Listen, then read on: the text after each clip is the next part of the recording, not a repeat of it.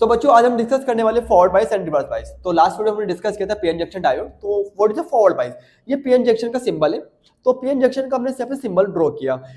P को हमने add करना है किसके साथ? पॉजिटिव के साथ, मतलब बैटरी के पॉजिटिव टर्मिनल के साथ, और एन को ऐड करना है बैटरी के नेगेटिव टर्मिनल के साथ। ओके, पी में कौन है? होल्स है, इसको हमने ऐड किससे किया? पॉजिटिव से। एन में कौन है? इलेक्ट्रॉन से, उसको हमने ऐड किया किससे?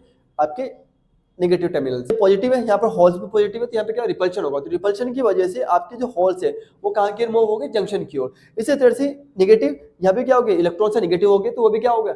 रिपल्शन होगा। तो रिपल्शन की वजह से जंक्शन की तरफ मूव कर रहे हैं। जैसे वो जंक्शन की तरफ मूव करेंगे तो जंक्शन के अंदर कौन है?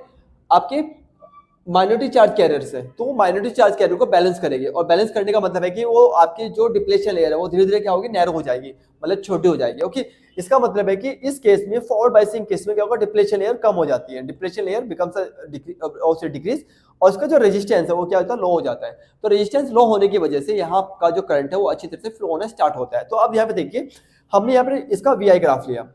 तो आप देखिए जो कर्व है वो कुछ इस तरह का कर्व आएगा। क्यों आएगा? बिकॉज यहाँ पे करंट तब तक फ्लो नहीं होती तब तक आपका पोटेंशियल बैरियर आपका नैरो नहीं होता। जैसे ही पोटेंशियल बैरियर नैरो हुआ उसके बाद करंट फ्लो होना स्टार्ट हुआ।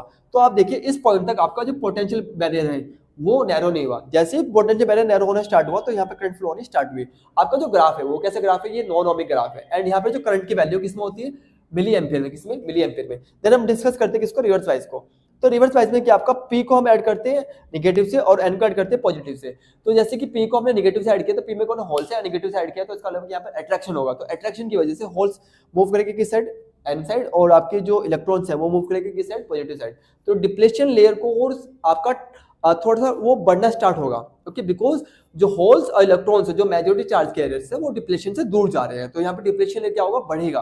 तो डिप्लेशन लेयर इंक्रीज होने की वजह से इसका रेजिस्टेंस क्या होता है? हाई होता है। और हाई रेजिस्टेंस होने की वजह से इसमें करंट फ्लो नहीं होता, रिवर्स बायस में करंट फ्लो नहीं होता। क्यों नहीं फ्लो होता?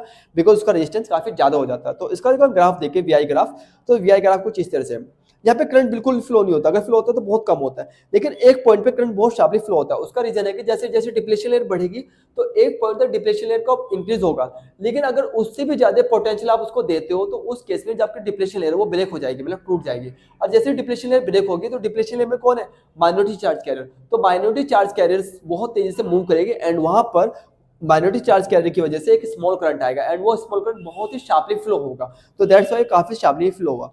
एंड जहाँ पे जो करंट की जो वैल्यू किसमें? माइक्रो एम्पियर में। किसमें? माइक्रो एम्पियर में। तो ये आपका फॉरवर्ड बायस एंड ये आपका रिवर्स बायस है। तो होप ये आपको समझ में आया होगा। एंड इस वीडियो में have a good and good bye.